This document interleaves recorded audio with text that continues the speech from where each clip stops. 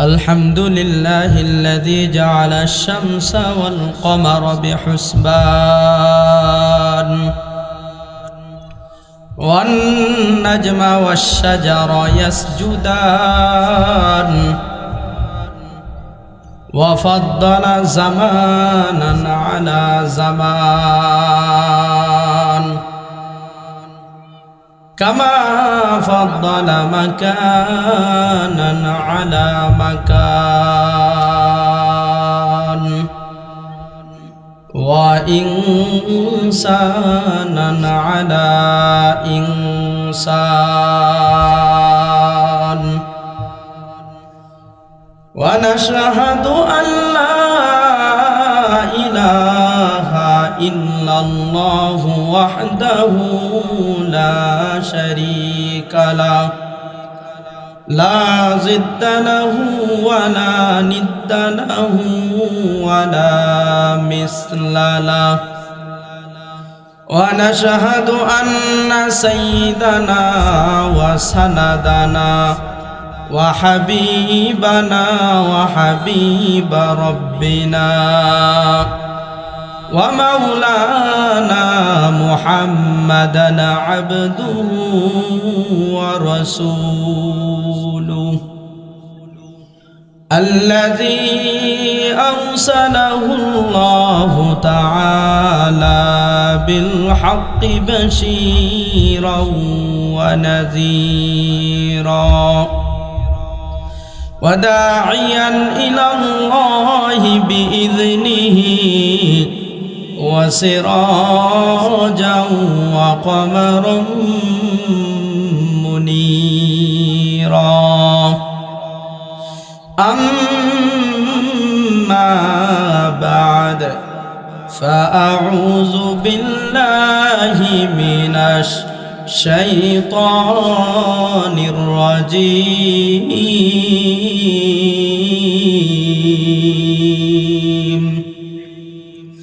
بسم الله الرحمن الرحيم وقال سبحانه وتعالى وقضى ربك ألا تعبدوا إلا إياه وبالوالدين إحسانا قال رسول الله صلى الله عليه وسلم الجنة تحت أقدام الأمهات أو كما قال النبي عليه الصلاة والسلام تو مرد مسلمان ہو تو مرد مسلمان تو مرد مسلمان ہو تو مرد مسلمان ایک ہاتھ میں تلوار ایک ہاتھ میں قرآن ایک ہاتھ میں تلوار ایک ہاتھ میں قرآن لا الہ جورے لا الہ سبحان اللہ الحمدللہ لا الہ এই জিকির জোরে হবে না লা ইলাহা কার জিকির জোরে বলেন কার জিকির আল্লাহর জিকির আস্তে হয় না জোরে আস্তেও হয় জোরেও হয় তবে এখানে আমরা জোরে করব ঠিক কি না বলেন সুবহানাল্লাহ আলহামদুলিল্লাহ লা ইলাহা জোরে লা ইলাহা আচ্ছা মানুষ বলো দেখি রাত্রি কেন কালো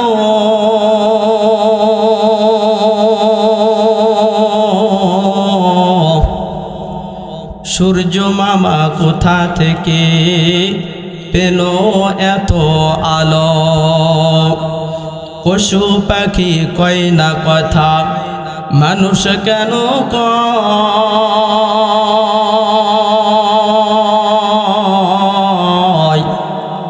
আচ্ছা মানুষ বলো দেখি এসব কেমন করে হয় লা ইলাহা জোরে লা ইলাহা লা ইলাহা লা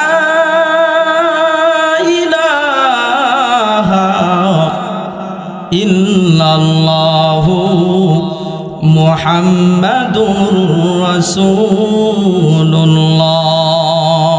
সকলে বলি সাল্লাল্লাহু আলাইহি ওয়াসাল্লাম। সম্মানিত প্রিয় উপস্থিতি, দক্ষিণ রানীপুর ইসলামী যুব সমাজ কল্যাণ পরিষদের উদ্যোগে 17 জানুয়ারি 2024 আজকের এই সম্মানিত মাহুতি জালসার মহামান্বিত সভাপতি সাহেব আলহাজ হজরত মাওলানা মোহাম্মদ আব্দুল কুদ্দুস আনসারী দামাত বারাকাতুহুল আলিয়া, তিনি সম্মানিত একজন ভার্সন। তিনি আমার ডান পাশে বসা আছেন। তিনি হাজারো আলেমদের আলেম, আমার শিক্ষকেরও তিনি আলেমের সমবয়সীর চেয়ে অনেক বেশি বয়স। আল্লাহ পাক এত বড় একজন আলেমকে মঞ্চে উপস্থিত রেখেছেন, আসার জন্য তেনার মন মানসিকতা পয়দা করে দিয়েছেন। এই জন্য আমরা সকলে আল্লাহ তাআলার দরবারে শুকরিয়া আদায় করছি। সকলে বলে আলহামদুলিল্লাহ। তার কারণ মঞ্চের মধ্যে আলেম ওলামা বসা এটা ভাগ্যের ব্যাপার, ঠিক কিনা বলেন? এগুলো মঞ্চে আলেম ওলামা বসা এটা কি ভাগ্যের বিষয়। কিন্তু আজকে বাংলার জমিনে দেখা যায় আলেম ওলামাদেরকে তো পাওয়া যায় না, দেখা যায় সমাজের বড় বড় সুদখোর এবং ঘুষখোর, ঠিক কিনা বলেন? সমাজের বড় বড় কি সুদখোর এবং ঘুষখোর, টাকার দায়ে টাকার জন্য সভাপতি হয়েছে, সেক্রেটারি হয়েছে, কিন্তু তার মূল ইনকাম হলো সুদের ব্যবসা, ঠিক কিনা বলেন? আল্লাহ তাআলা আমাদের সকলকে সমস্ত গজব থেকে হেফাজত করুন। সকলে বলে আমিন। আপনারা দিনাজপুর জেলার সদর থানার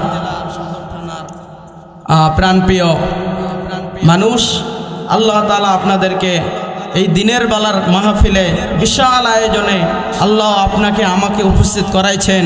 এই জন্য সেই রবের নিকট আরও একবার শুকরিয়া আদায় করছি। সকলে বলে আলহামদুলিল্লাহ।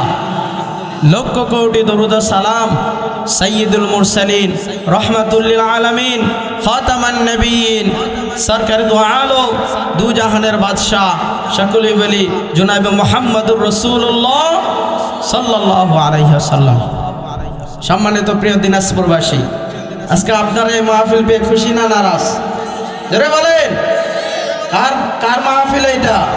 আল্লাহর কোরআনের মাহফিল। জোরে বলি আল্লাহু আকবার। আল্লাহ তাআলা যেন আমাদের সকলকে কোরআন ওয়ালা হয়ে কবরে যাওয়ার তৌফিক দান করেন। সকলে বলে আমিন। আর একবার জোরে বলি না আমিন। আজকে আপনাদের সামনে আমি এমন একটি আমলের কথা জানাইবো, এমন একটি আমলের কথা বলে যাব, যদি করতে পারেন আমার আল্লাহ বলেছেন আমার ওই সমস্ত বান্দারা জান্নাতের সবচাইতে সামনের কাতারে তারা থাকবে। জোরে বলি আল্লাহু আকবার। শুনবেন, আমল করবেন। শুধু শুনলে হবে নাকি আমলও করতে হবে? জোরে বলেন। সম্মানিত প্রিয় দিনাজপুরবাসী, আল্লাহ তাআলার কালাম পবিত্র কোরআনে মাজিদ থেকে গুরুত্বপূর্ণ ইম্পর্টেন্ট একটা আয়াতে কারিমা তেলাওয়াত করেছি। আল্লাহ পাক সুবহানাহু ওয়া তাআলা বলেন, ওয়া ক্বাদা রাব্বুকা আল্লা তা'বুদু ইল্লা ইয়্যাহু ওয়া বিল ওয়ালিদাইনি ইহসানা।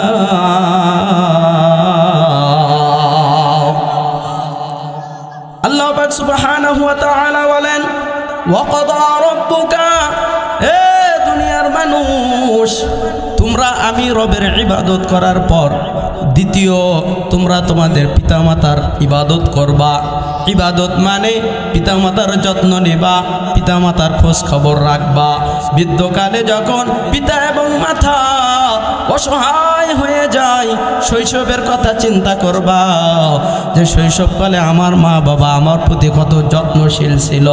এই কনকানা শীতের মধ্যে আমার মা বাবা আমাকে শুকনো জায়গায় রাখা, তারা প্রস্রাবের মধ্যে থাকতো, ভিজা জায়গায় থাকতো।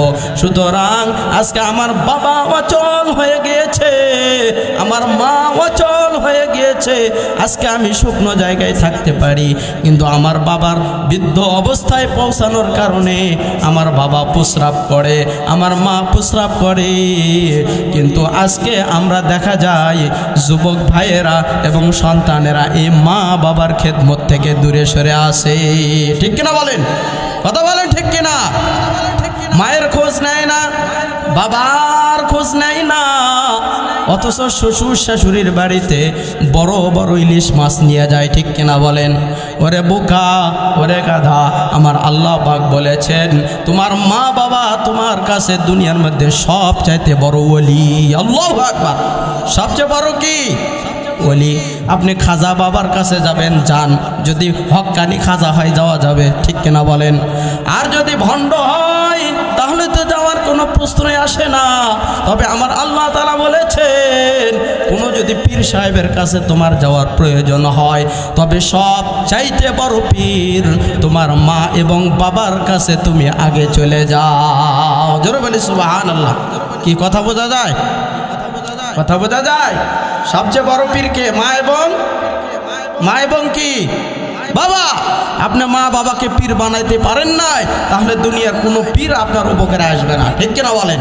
কোনো পীর আপনার কি উপকারে আসবে না। আপনার মা 10 দিন থেকে ভালো খানা খাইতে পারে না, 5 দিন ভালো খানা খাইতে পারে না, অথচ আপনি পীরের দরবারে বড় বড় গরু এবং ছাগল নিয়ে দৌড়াইতেছেন। ঠিক কিনা বলেন?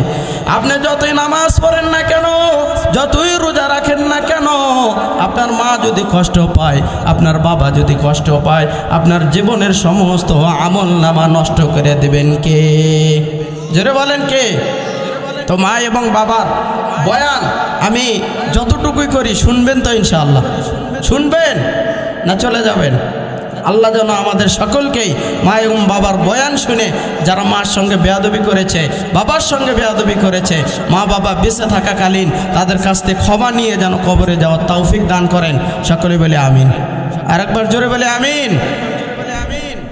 এই মা এবং বাবা, আল্লাহর নবী বলেছেন হুমা জান্নাতুকা ওয়া নারুক। মা বাবা তোমার জান্নাত, মা বাবাই তোমার জাহান্নাম। ঠিক কিনা বলেন? মা বাবা তোমার জান্নাত কেমনে বলা হলো? যদি আমি দুনিয়ার জমিনে আমার জনম দুঃখিনী মাকে যদি আমি খেদমত করে খুশি করে যাইতে পারি, আমার মাকে যদি আমি ভালোবাসতে পারি, আর আমার মা যদি দোয়া করে দেয় আল্লাহ আমার সন্তানটা আমার খেদমত করে, আমার সেবা যত্ন করে, আমার প্রতি খেয়াল রাখে, ওর স্ত্রীকে যেই পরিমাণ ভালোবাসে আমার প্রতি খোঁজ খবর রাখে, ওর ছেলে মেয়েকে যে পরিমাণ ভালোবাসে আমারও তেমন খোঁজ খবর রাখে, ওই মা যদি দুহাত উঠে আল্লাহর কাছে দোয়া করে যায়, আমার আল্লাহ তাআলা বলেন ওই মা বাবার দোয়াই তোমাকে জান্নাতের কাতারে পৌঁছায়া দেবে। জোরে বলি সুবহানাল্লাহ। আর যদি মা বাবার খেদমত না করে ওই দুশ্চরিত্রা আপনার স্ত্রী বলে যদি তোমার মায়ের খোঁজ খবর বেশি নাও, তোমার মায়ের সম্পর্ক যদি তুমি ঘনিষ্ঠ করো, তাহলে হয় আমি এই বাড়িতে থাকবো আর না হয় তোমার মা থাকবে।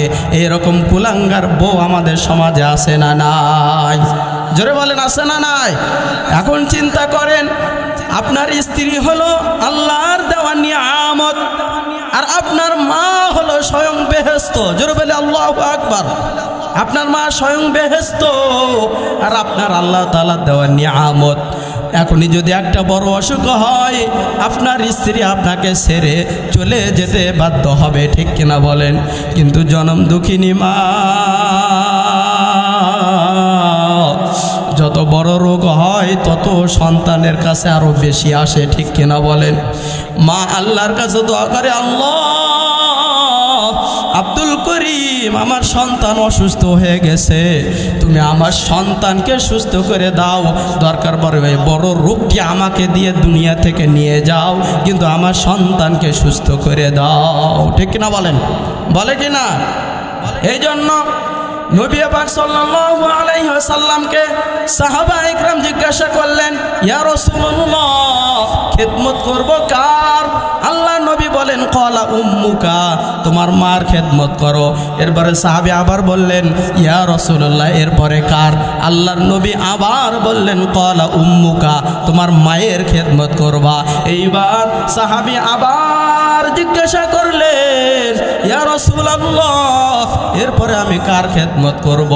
এইবার আল্লাহর পয়গম্বর জনাবে মুহাম্মদুর রাসূলুল্লাহ সাল্লাল্লাহু আলাইহি ওয়াসাল্লাম বলতেছেন, ক্বালা উম্মুকা। জোরে জোরে বলেন না সুবহানাল্লাহ, আরো জোরে বলি সুবহানাল্লাহ। কয়বার বলছে? জোরে বলেন কয়বার? জোরে বলেন কয়বার? আরো জোরে। জোর হয় নাই, আস্তে আওয়াজ হলে আওয়াজ হবে না। ঠিক কিনা বলেন? কয়বার বলছে? 3 বার। এইবার সাহাবা ইকরাম জিজ্ঞাসা করলেন, ইয়া রাসূলুল্লাহ, এরপরে কার খিদমত করব? এইবারে আল্লাহর পয়গম্বর বলেন, ক্বালা আবুকা, এরপরে বলেছেন তোমার বাবার খিদমত করবা। জোরে বলেন আল্লাহু আকবার। তাহলে 3 বার কার? মার। আর 1 বার কার? বাবার। ওরে মুসলমান যুবক ভাই, মায়ের কথা 3 বার বলেছেন, তার কারণ আপনাকে জন্ম দিতে গিয়ে মায়ের 3টা জায়গায় বেশি কষ্ট হয়েছে। ঠিক কিনা বলেন? এই জন্য আল্লাহর পয়গম্বর মায়ের কথা 3 বার বলেছেন, আর বাবার কথা 1 বার বলেছেন। জোরে বলেন দেখি, মায়ের খেদমতের কথা 3 বার বলেছেন, বাবার কথা 1 বার বলেছেন, এর দ্বারা কি বাবাকে অসম্মান করতে বলেছেন? জোরে বলেন, সম্মান করতে বলেছেন? বলেন নাই। এরে যুবক ভাই,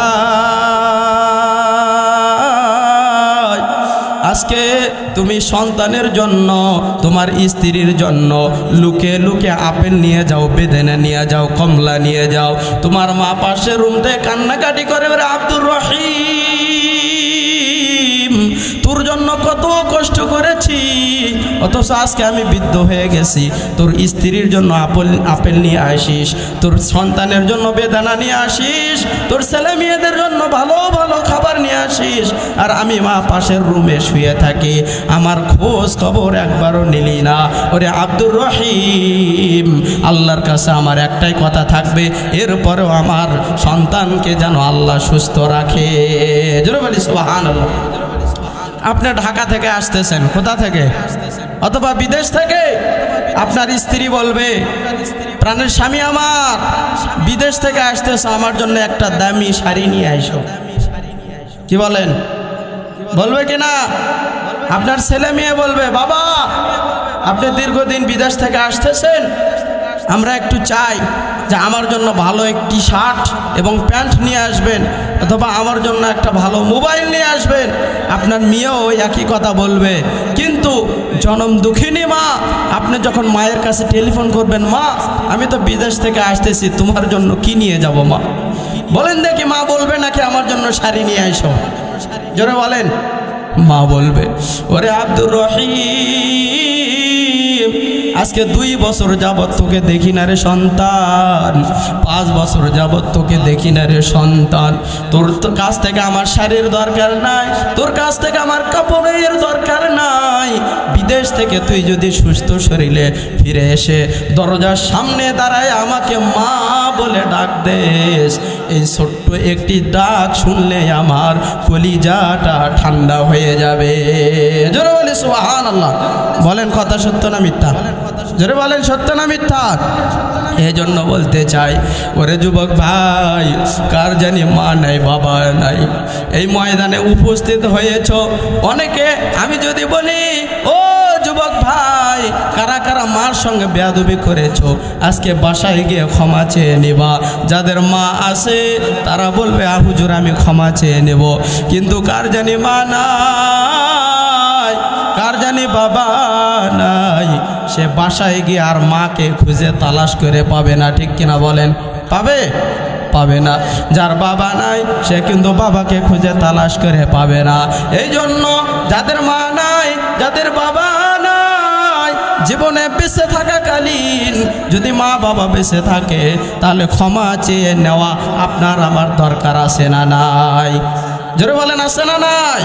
আর যাদের চলে গেছে তারা আল্লাহর কাছে তাহাজ্জুদে নামাজ পড়ে যে মা বাবা তোমার জন্য কষ্ট করেছে, না কত কষ্ট করেছে, মাথার ঘাম পায়ে ফেলে তোমার জন্য, তোমাকে মাস্টার বানাইছে।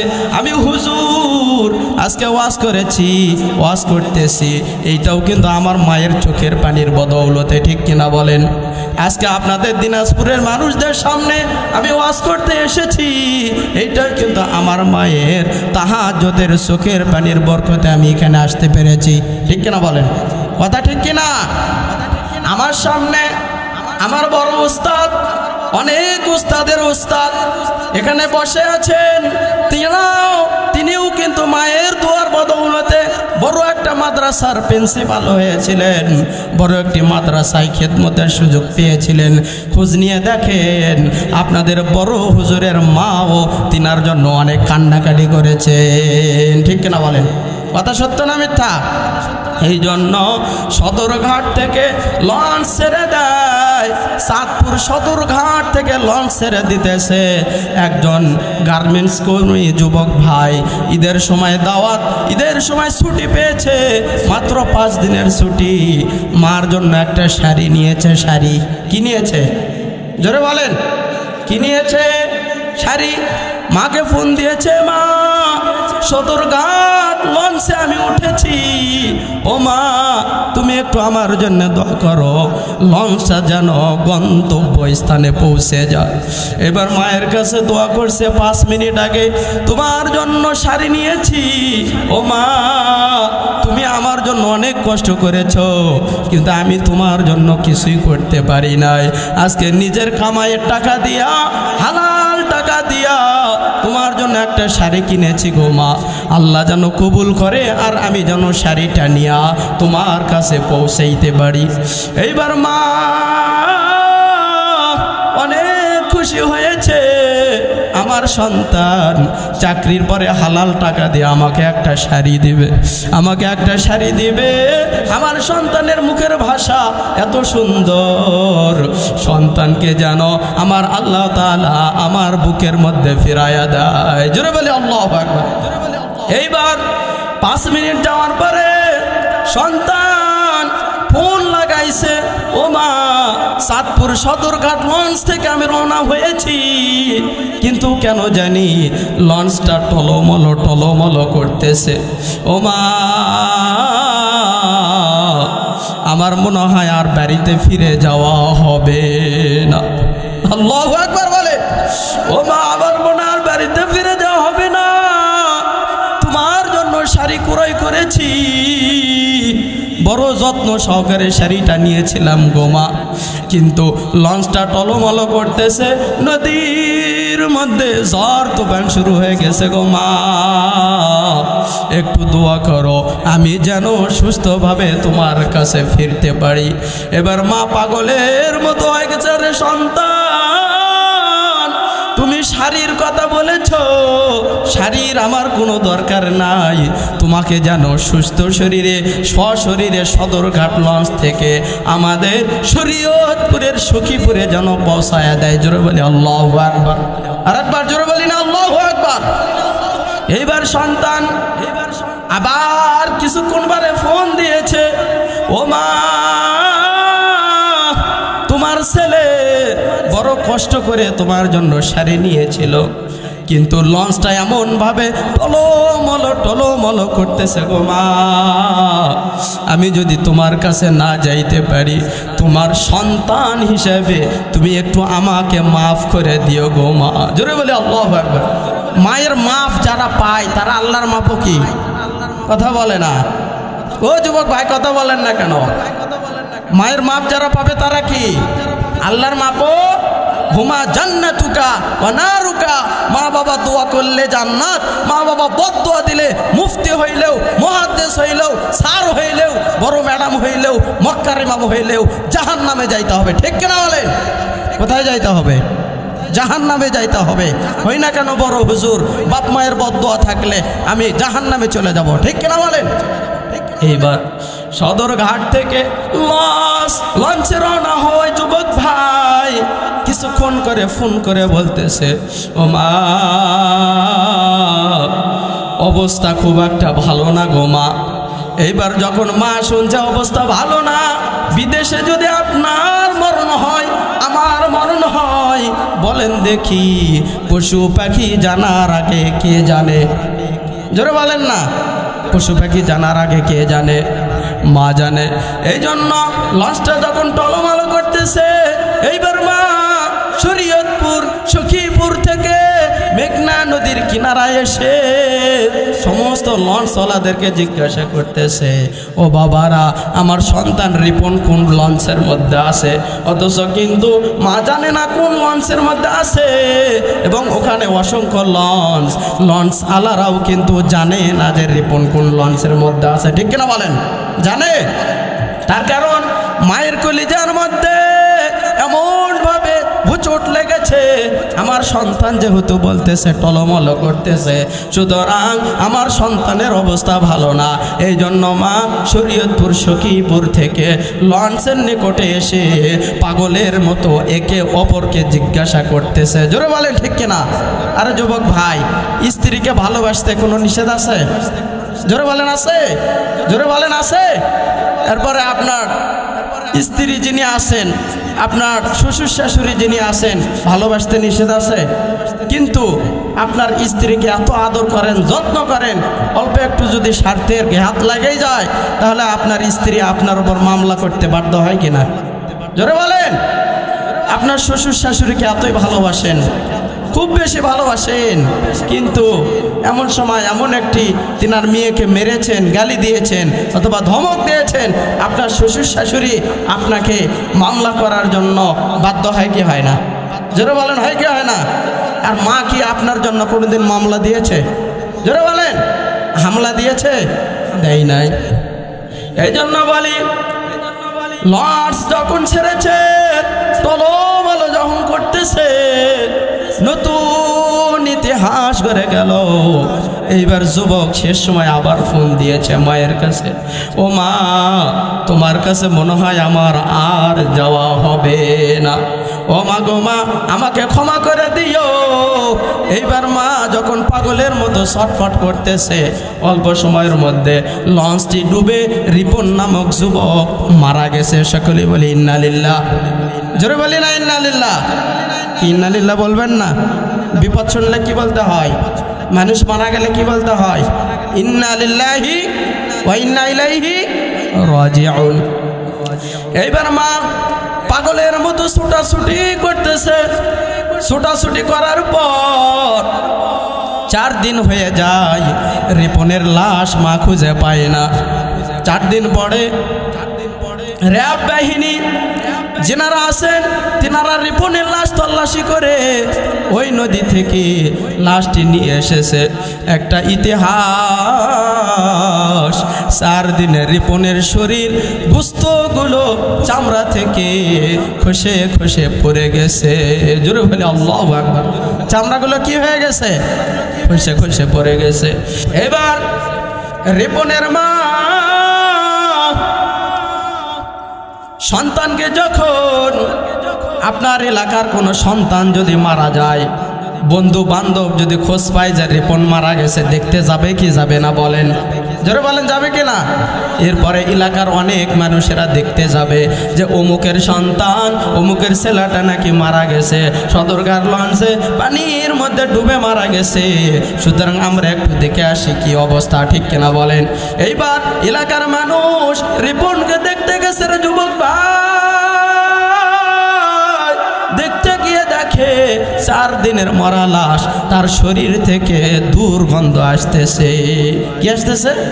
জোরে বলেন না, কি আসতেছে? বলেন দেখি। দুর্গন্ধ লাগলে সব মানুষ কি সেখানে থাকে? জোরে বলেন, থাকে? থাকে না, তার কাছেও যায় না, তার থেকে দূরে থাকার চেষ্টা করে। কিন্তু একমাত্র জনম দুঃখিনী মা রিপনের মা রিপনকে যখন এইবার বিডিআর বাহিনীরা বা র্যাব বাহিনীরা যখন নিয়ে আসছে, এইবার রিপনের মা সন্তানের কাছে গিয়ে এমন একটি চিৎকার মেরেছে, এমন একটি আওয়াজ দিয়েছে, এমন একটি ভয়ানক আওয়াজ দিয়েছে। রিপনের মা সন্তানের মধ্যে এত পরিমাণ দুর্গন্ধ, ওই দুর্গন্ধওয়ালা সন্তানকে বুকে জড়িয়ে নিয়ে বলতেছে, ওরে সন্তান, তুই যদি বেঁচে থাকতি আর আমি যদি মারা যাইতাম তাহলে আমি কতই না সৌভাগ্য হইতাম। জোরে বলি আল্লাহু আকবার। আরেকবার জোরে বলি না আল্লাহু আকবার। যেনারা এখানে আজকে ওয়াজ শুনতে আসছেন, রাজি আছেন মায়ের পা ধরে কাঁদবেন? কথা বলে না। যেনারা বেয়াদবি করেছেন রাজি আছেন? যদি বেয়াদবি করে থাকেন নামাজ পড়ে লাভ হবে? মার যদি খেদমত না করেন, খোঁজ খবর না নেন, রোজা রেখে লাভ হবে? দাড়ি টুপি রেখে লাভ হবে? তাহলে যে রাজি থাকলে আল্লাহ রাজি হয়, তাকে রাজি এবং খুশি করানোর জন্য আপনার এবার আমার দায়িত্ব আছে না নাই? জোরে বলেন আছে না নাই? তো এই জন্য সম্মানিত প্রিয় যুবক ভাই, স্ত্রীর খোঁজ খবর রাখবেন, ভালো কথা। শ্বশুর শাশুড়ির খোঁজ খবর রাখবেন, ভালো কথা। কিন্তু সবার আগে মায়ের ভালোবাসা যেন তোমার অন্তরে বেশি থাকে। যদি এই কাজটি করতে পারো তাহলে আমার আল্লাহ তাআলা তোমাকে জান্নাতের সবচাইতে উত্তম জায়গায় পৌঁছায় দেবেন। আল্লাহ তাআলা কবুল করুন। সকলে বলে আমিন। আরেকবার জোরে বলি না আমিন। আমি আর অল্প একটু কথা বলে শেষ করে দেব। আমাদের দেশের একজন নায়ক, কি নাম? জায়েদ খান। কি নাম? জোরে বলেন কি নাম? জায়েদ খান। এই জায়েদ খান কয়েকদিন আগে একটা ভিডিও ফুটেজের মধ্যে বলেছে যে বাংলাদেশের ইমামরা নাকি বলৎকার। সকলে বলি নাউজুবিল্লাহ। ইমামরা কি? এটা কি আপনারা দিনাজপুরের মানুষ বিশ্বাস করেন? জোরে বলেন না বিশ্বাস করেন? আমরা জানি যে ইমাম সাহেব একজন ভালো মানুষ, তার পেছনে আমরা ইক্তেদা করি, ঠিক কিনা বলেন? জায়েদ খানকে আমার একটাই কথা বলা থাকবে যে তোমার মা এবং বাবার বিবাহ কে পড়িয়েছিল, ঠিক কিনা বলেন? আবার তুমি যেদিন মারা যাবা, তোমার মা বাবা যেদিন মারা যাবে, তোমার মা বাবার জানাজা কে পড়াবে, ঠিক কিনা বলেন? তোমার মা বাবার জানাজা যদি ইমামকেই দিয়ে পড়াইতে হয়, সেই ইমামকে বলৎকার বলে তুমি বাংলার জমিনে থাকতে পারবে না, পারবে না, পারবে না, ঠিক কিনা বলেন? অবিলম্বে জায়েদ খান অটোমেটিকলি আলেম ওলামাদের হুঙ্কার দেখে, প্রতিবাদ দেখে মানে ক্ষমা চেয়েছে। কিন্তু ক্ষমার মধ্যে দৃষ্টিভঙ্গি ক্ষমা চাওয়ার মতো না। সে বুঝাইতেছে আমি আলেম ওলামাদেরকে ছোট করে বলি নাই, ইমামদেরকে আমি সেইভাবে বলি নাই, দু একজনকে বলেছি, আমি সম্মানজনক বলেছি। অথচ ভিডিও ফুটেজ পুরোটাই ইমামদের প্রতি, আলেমদের প্রতি জঘন্যতম বক্তব্য ভিডিও ফুটেজ ফুটে উঠছে কিনা বলেন? জোরে বলেন উঠছে কিনা? তো এই জন্য আজকে দিনাজপুরবাসীর পক্ষ থেকে এবং আমি নগণ্য বলে গেলাম, জায়েদ খান যদি তিনার এই বক্তব্যকে সরাইয়া না নেন, পিছনে ফেলে না দেন, ক্ষমা না চান, তাহলে অবিলম্বে বাংলার সকল ইমামগণ, আলেমগণ একত্রিত হয়ে তাকে বাংলার এই জমিন থেকে তাড়িয়ে দেওয়ার জন্য সবাই এক হয়ে লড়াই করবে, জিহাদ করবে। এরপরে ওই নাস্তিক মুরতাদকে বাংলার জমিন থেকে সরাইয়া দেবে, ঠিক কিনা বলেন? আল্লাহ তাআলা আমাদের সকলের এই ছোট্ট ভার্সন, ছোট্ট প্রতিবাদ, ছোট্ট কণ্ঠ, ছোট্ট মুজাহাদাকে কবুল এবং মঞ্জুর করুন। সকলে বলে আমিন। আরেকবার জোরে বলি না আমিন।